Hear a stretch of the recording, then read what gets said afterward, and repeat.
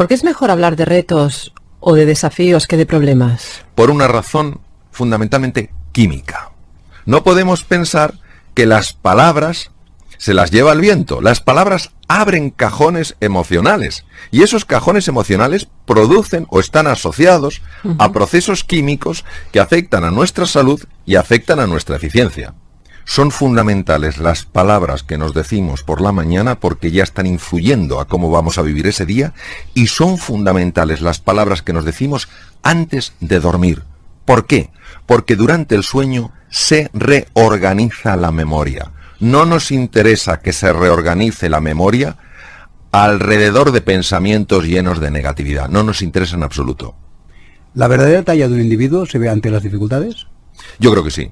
Estamos viviendo momentos de mucha dificultad y en los momentos de mucha dificultad sale lo mejor y lo peor de las personas.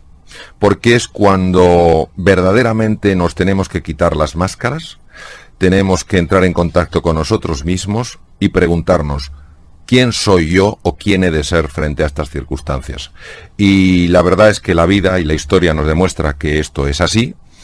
En situaciones muy complejas por las que ha pasado la humanidad, se han visto ejemplos de superación, ejemplos de inspiración que todavía hoy nos conmueven. Doctor, ¿es verdad que si no nos gobernamos, no gobernamos nuestra mente, ella nos gobernará a nosotros? La mente es un instrumento de la consciencia, cuyo anclaje está fundamentalmente en el tejido cerebral y en el tejido corporal. La mente puede ser llenada de pensamientos muy negativos, que los vamos o generando nosotros o los vamos tomando del exterior. Esos pensamientos, si no somos cautos, pueden tomar el dominio de nuestra propia percepción, de la manera en la que vemos la realidad.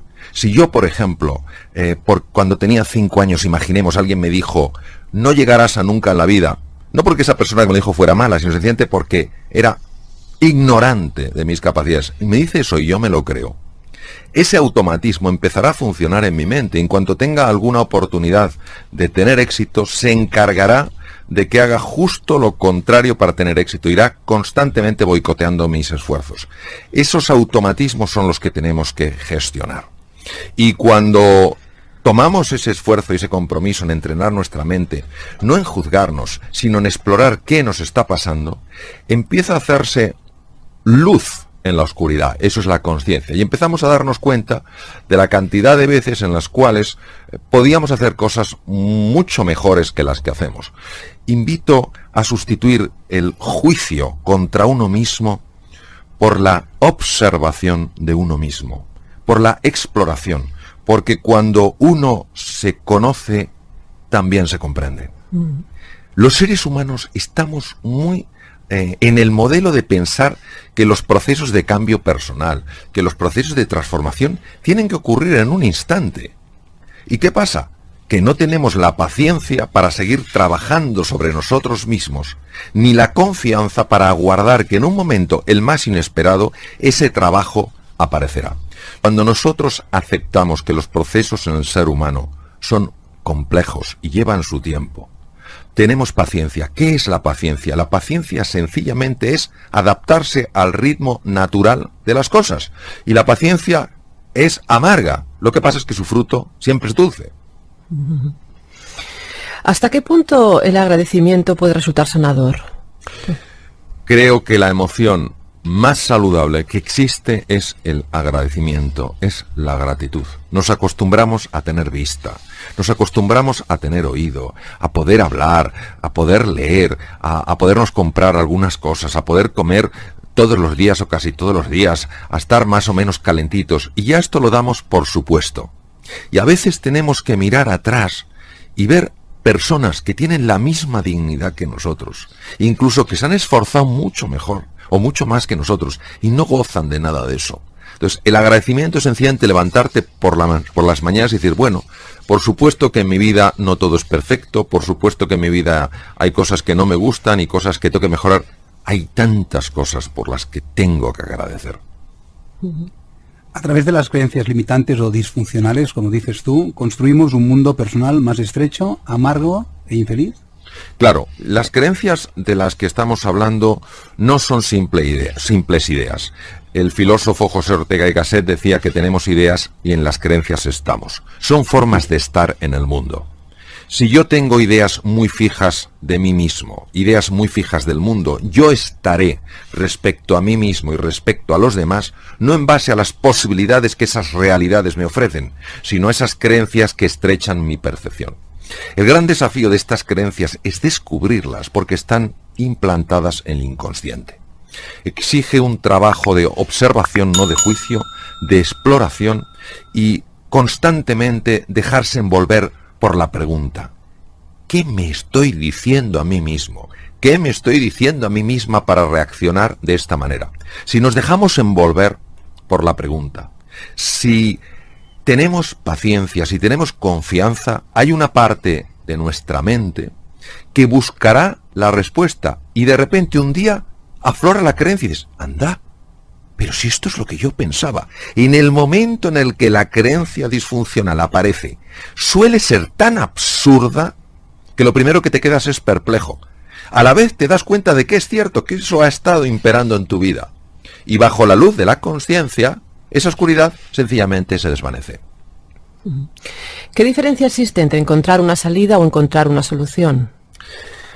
Cuando nos hallamos frente a un reto, a un desafío complejo, esto no suele ser agradable. Se genera una tensión interior, una duda de si seremos capaces de resolverlo, de encontrar una solución. Y la tendencia es a abandonar, a tirar la toalla. ¿Por qué? Porque a nadie le gusta el dolor, a nadie le gusta esta sensación de tensión. Ahora bien, cuando tú tienes un motivo fuerte, cuando tú tienes una meta poderosa, cuando estás de verdad comprometido y aguantas, sigues notando esa tensión desagradable. Pero es que ahora el cerebro se encuentra con que no le estás dando una salida fácil. Y como una de las misiones fundamentales del cerebro es protegernos del dolor, él tiene que encontrar un camino para que salgamos de ese dolor. ¿Dónde lo haya? Abriendo dos ventanas. La ventana de la inteligencia y la ventana de la creatividad. Por eso en esos momentos, cuando no tiramos la toalla, antes o después se abre una puerta. ¿Tenemos, como decía Eric Fromm, miedo a la libertad? Hay una libertad operativa. La libertad operativa es que yo haga lo que quiero hacer. Que si quiero irme de este estudio, me levante y me vaya, en lugar de sentir que no puedo porque está la puerta cerrada.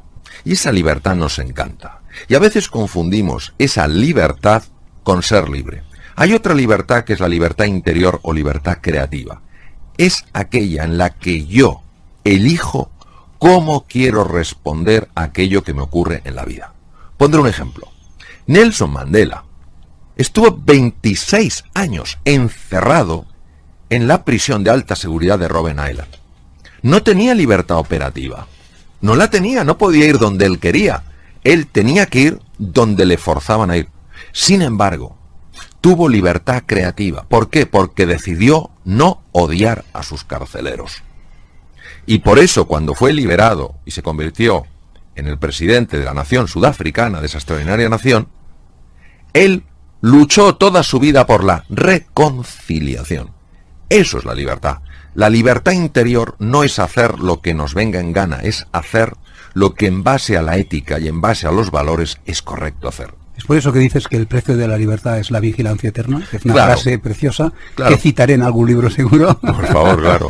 Porque hay muchas seducciones, hay muchas fascinaciones en las cosas, hay muchos estímulos que de entrada nos lo prometen todo, y es muy fácil dejarse arrastrar, es muy fácil dejarse seducir, es muy fácil dejarse fascinar.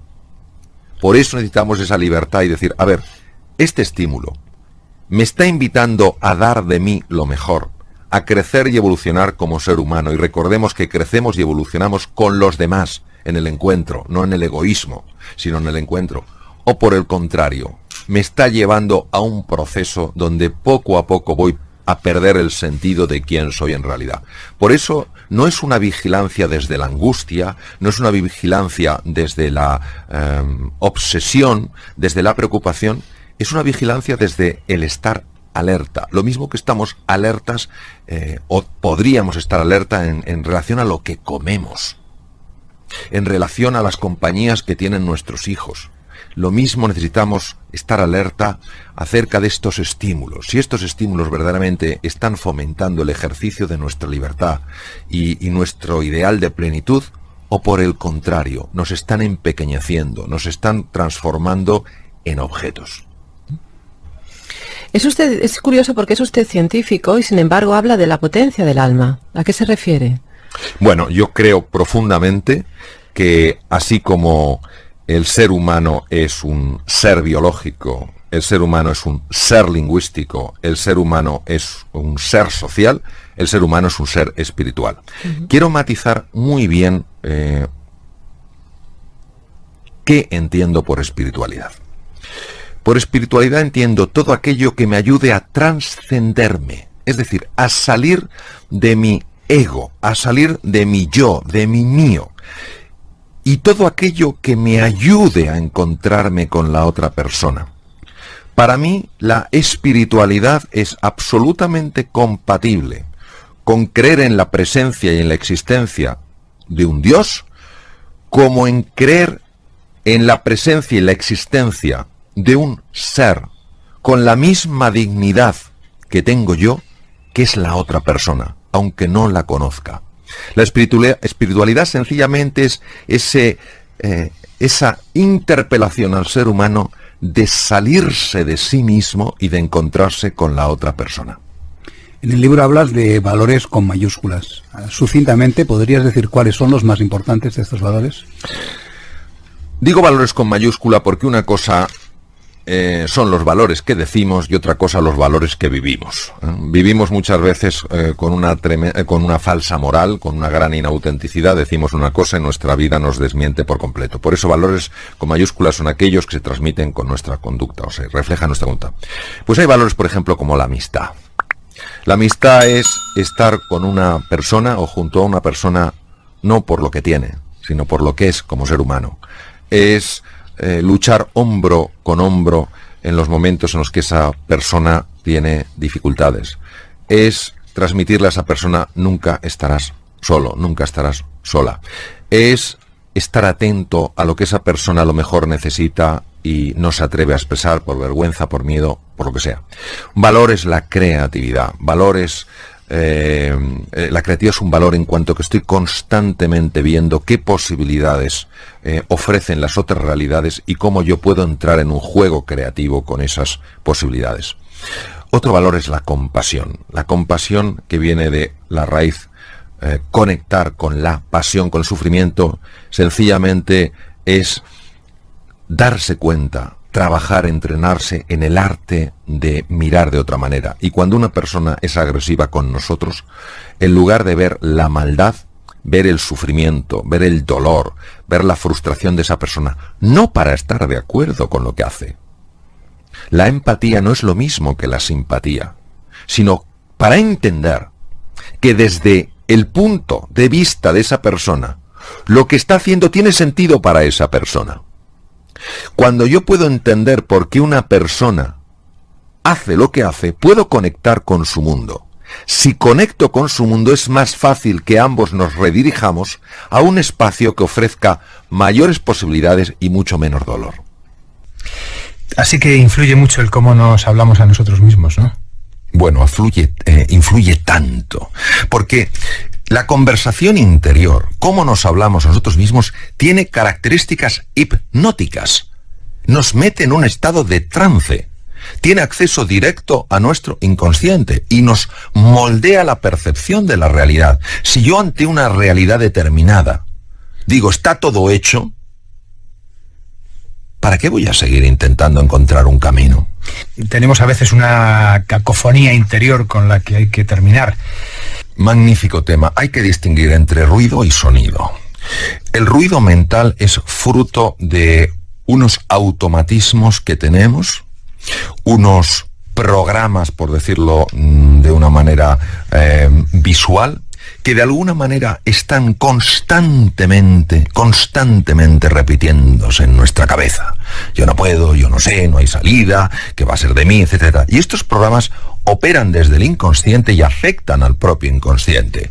Por eso es tan importante encontrar espacios donde uno de alguna manera reduzca esa cacofonía, e incluso la anule. Momentos donde uno dé un paseo por la naturaleza, momentos donde digas una música que te guste, donde leas un libro que te enganche, donde tengas una conversación de estas donde el tiempo como que se detiene, es una cosa extraordinaria. Momentos de meditación, donde sencillamente entras a un espacio interior y silencias poco a poco ese ruido mental.